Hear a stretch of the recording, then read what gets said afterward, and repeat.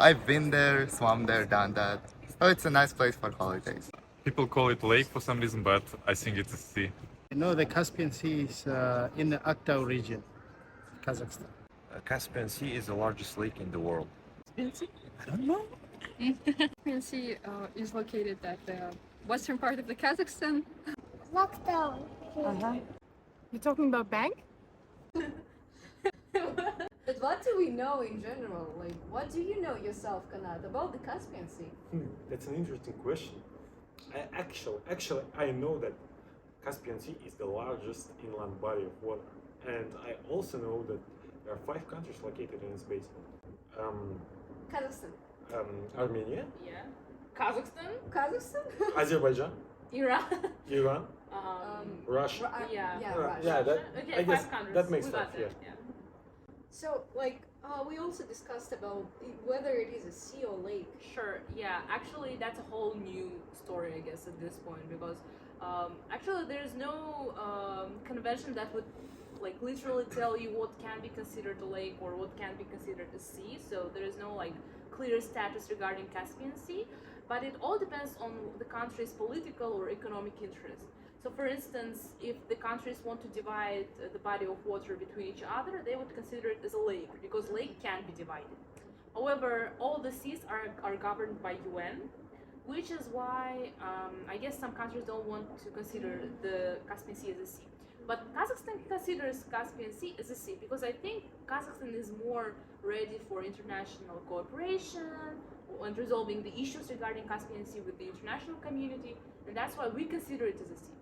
But for example, Iran considers it as a lake. What? Yeah. Yeah, so imagine if you go to Iran, it's a lake, right? So, yeah, that's the difference. But the problem is that, as we've seen from the video, is that people only heard a little about it. Yeah. So, but there are actually lots of environmental issues going on there. So let's discuss environment a little bit, okay? Yeah. Wait. Before going into environment, let's return back to the issue with lake and sea. I guess that the main problem here is that before, like mid-20th century, there was just the Soviet Union in there, and it was the only entity that was governing over the Caspian Sea. And actually, they didn't have to pay much attention to whether it is sea or lake, because like who cares? But right now, there are 5 countries. Remember we talked about it? Yeah. And these countries actually are in conflict with each other. Some of them, for example, Armenia and Azerbaijan. Yes. Yeah, and other countries have their own interests, and I guess that's like the main problem. Okay, so coming back to the environmental problems, in my humble opinion, one of the biggest problems there is oil, basically. Well, in general, oil is a source of conflict all over the world. And at the first place, oil is being extracted from the Caspian Sea. There is lots of oil there, and all of those 5 littoral states are trying to sell it, to export it to the western countries, to the eastern countries, and they heavily rely on it. So it's not that they just take it and that's it. No, they dig a hole, they extract the oil, they pollute the water, they pollute the air as well, and the transportation is also a problem. So the equipment is actually expensive, and it is a huge problem for them. Even though they have lots of money, they gain lots of benefits, but it's still a problem for them to change this equipment in accordance with the standards, with the worldwide standards. And on top of that, even though those standards exist, there is no much enforcement and regulations, because as Kanat just said, those 5 countries are in different conflicts and they cannot really cooperate in this. So like the oil spills are causing the damage for the whole environment, for the whole ecosystem. They cause the damage for the marine life, for people as well, and for everything basically. Yeah, actually, that's on the technical part, right? But at the same time, did you know that there are actually seals dying? Yes. Because of oil, and I've heard that there were 600 seals overall dying because of the oil spills, and the number is disastrous, I think, because if you just imagine 600 seals in the shore, that is just something really heartbreaking, I believe. And in the shore of Kazakhstan, there were like 180 seals, and alone, right? So that's a huge problem. But apart from oil, there is also the problem of overfishing. So what I have read, they say that there are 6 types of sturgeons in Caspian Sea, and almost all of them are at risk of extinction, just because of the overfishing in the Caspian Sea in general. Yeah, and as I heard that Azerbaijan is one of the countries that overfish the most. So yeah, we have to do something about it, because it's not just about the seals, it's not just about the sturgeons. The whole ecosystem is being damaged because of the oil spills and everything else. Yeah, and once again, they cannot cooperate on this, and they cannot manage. They just each want to other. rip off each other, basically. Yes. Yeah, especially like talking of the damage to the ecology, I think that we should mention pollution in this Yeah. context, because basically there's not only pollution from oil spills, there's also pollution from industry, like heavy metals Yes. pollution. There's also an organic pollution, eutrophication, and like algae and stuff like that.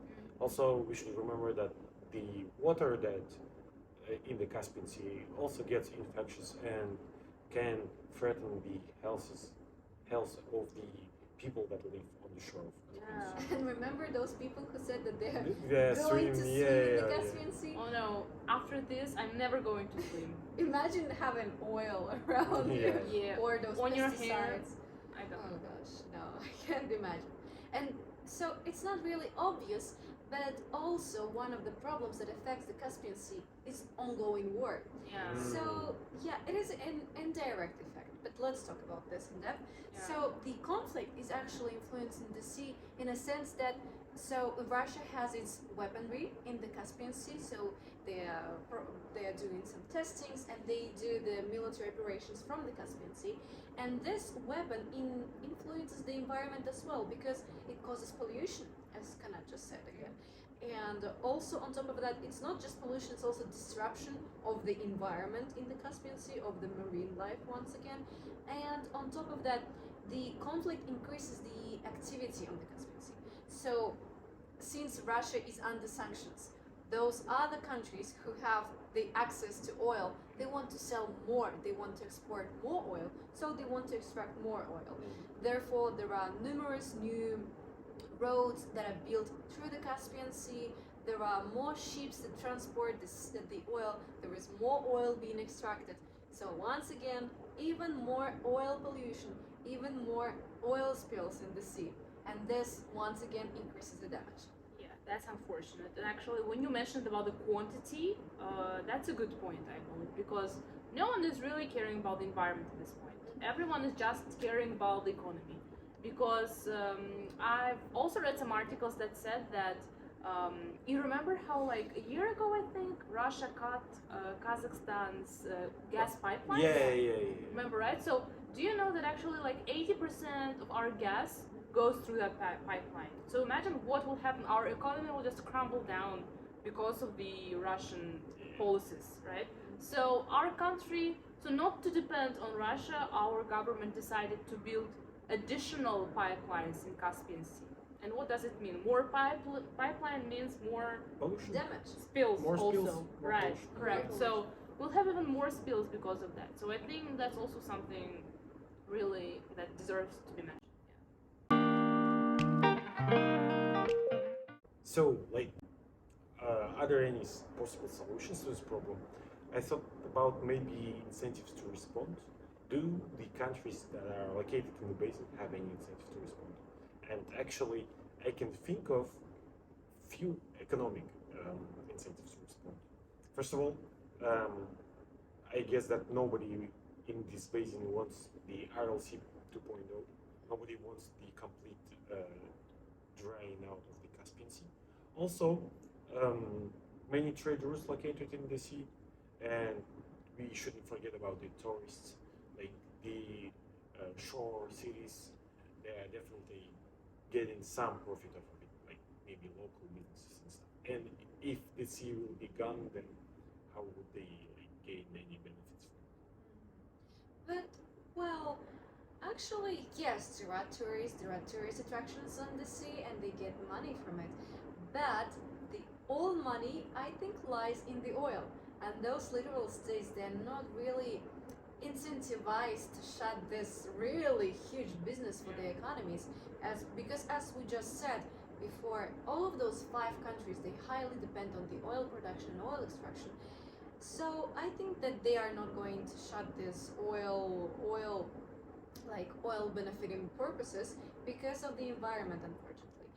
And as we just said, the Russian-Ukrainian war is increasing the demand for oil from those Caspian Sea states, and therefore I don't think they have much benefits especially during these times. What do you think, Ayla? Yes, I think that trade is also a huge influencing factor.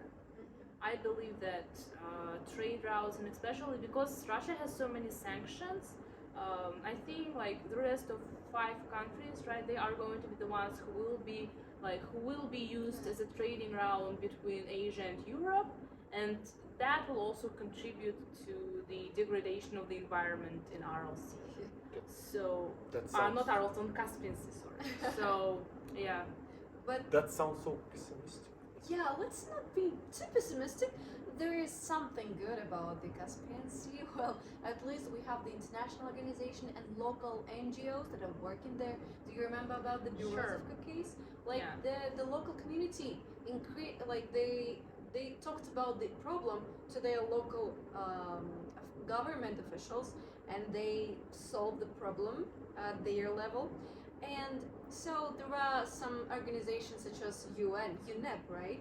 Environmental program, the World Bank, who finance different programs and projects that are related to the environment, even though it's not on the scale that the Caspian Sea really needs it, because it cannot stop the oil production. But at least there is something going on there. Yeah, well, there are certain steps that some countries are taking that are sort of good for the environment. And you're right, let's not be pessimistic at all. Kazakhstan is actually doing something. So you remember I talked about the seals and how they were dying. So Kazakhstan is actually suing, and I think like suing the companies that are responsible for this oil spills and the seals dying.